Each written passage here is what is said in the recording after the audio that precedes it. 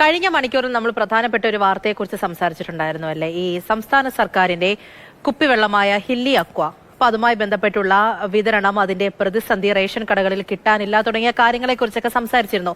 അപ്പോൾ അതുമായി ബന്ധപ്പെട്ട് കൂടുതൽ വിവരങ്ങൾ കൂടി പറയുകയാണ്. വിതരണക്കാരുടെ ലാഭം കുറയാതിരിക്കാൻ 10 രൂപയുടെ കുപ്പിവെള്ളത്തിന് വില കൂടും. റേഷൻ കടയിൽ വിൽക്കുന്ന ഹില്ലി അക്വയ്ക്ക് 1 രൂപ കൂടും. കേരളത്തിലെ കുപ്പിവെള്ള വിപണിയുടെ 20% സർക്കാർ കുപ്പിവെള്ളമാണ്. യുദ്ധം കാരണം കുപ്പി നിർമ്മിക്കുന്ന അസംസ്കൃത വസ്തുവിന്റെ വില കൂടിയതുകൊണ്ടാണ് വില വർധനയ്ക്ക് കാരണമെന്ന് കെറ്റ്കു ജനറൽ മാനേജർ മാതൃഭൂമി ന്യൂസിനോട് പറഞ്ഞു. യുദ്ധം കഴിഞ്ഞാൽ വീണ്ടും 10 രൂപയാക്കുമെന്നും വാഗ്ദാനമുണ്ട്.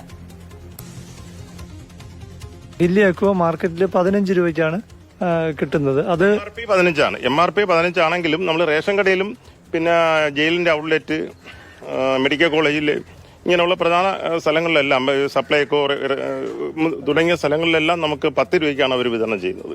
അതിന്റെ വില വർദ്ധിപ്പിക്കേണ്ടി വരും. അതിന്റെ വിലയിലും നമുക്ക് 1 രൂപയുടെ വ്യത്യാസം. ഇപ്പോഴത്തെ ഈ സർചാർജ് എന്നുള്ള നിലയ്ക്ക് യുദ്ധം മൂലം ഉണ്ടായ വർധനവ് പരിഗണിച്ച് നമുക്ക് ചെയ്യേണ്ടി വരും. നേരത്തെ 6 രൂപയ്ക്ക്